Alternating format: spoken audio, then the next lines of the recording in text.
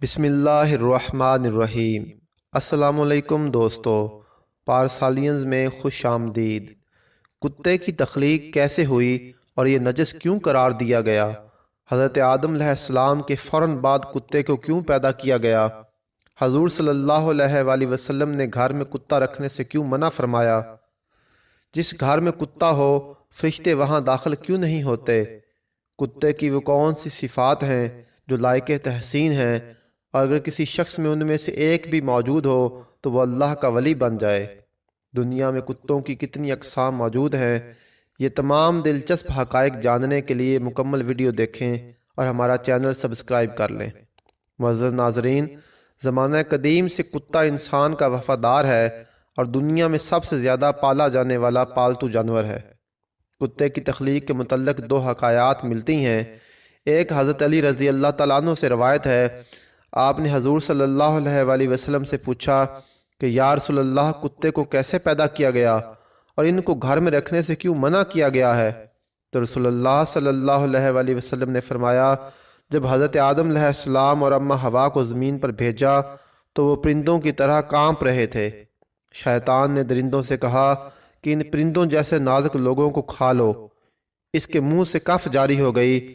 اس تھوک سے کتے کو پیدا کیا گیا اور بعد میں اسی کتے نے آپ کی حفاظت بھی فرمائی۔ امام عبد الرحمن الصفوری نے نزہۃ المجالس میں لکھا ہے کہ جب اللہ نے فرشتوں کو حکم دیا کہ آدم علیہ السلام کو سجدہ کرو تو شیطان اکڑ گیا، سجدہ نہ کیا بلکہ حسد سے آدم علیہ السلام کے جسد مبارک پر تھوک دیا۔ شیطان کا تھوک آدم علیہ السلام کے پیٹ پر گرا۔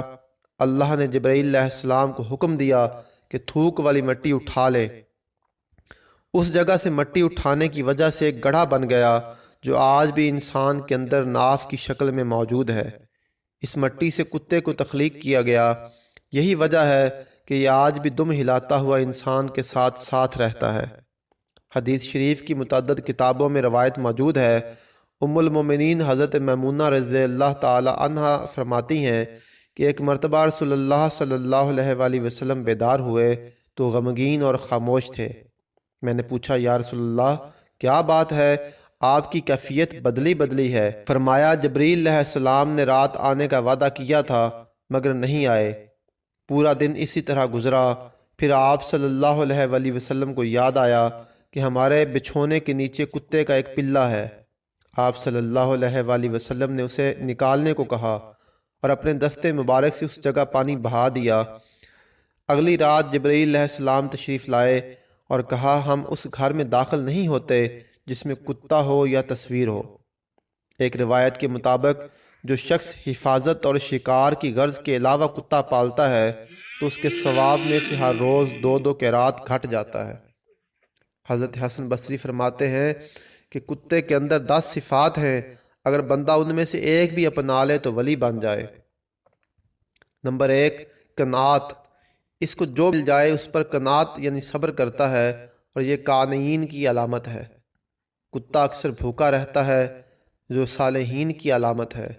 نمبر 3، کتے کا مالک اس کو مارے تو وہ اس کو چھوڑ کر نہیں جاتا، یہ صادقین کی علامت ہے۔ نمبر 4، کوئی دوسرا کتا اس پر غالب آ جائے تو یہ جگہ چھوڑ کر دوسری جگہ ہجرت کر جاتا ہے، یہ مہاجرین کی علامت ہے۔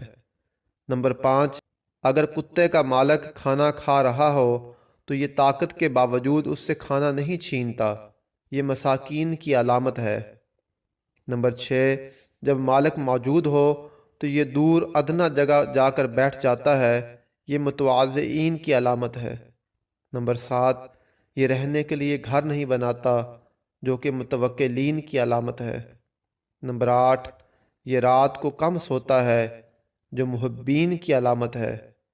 نمبر 9، اگر مالک اس کو مارے تو تھوڑا سا دور ہٹ جاتا ہے، اور جب دوبارہ کھانا ڈالے یا بلائے تو آ جاتا ہے، یہ خاشعین کی علامت ہے۔ نمبر 10، جب مرتا ہے تو اس کی کوئی میراث نہیں ہوتی، یہ زاہدین کی علامت ہے۔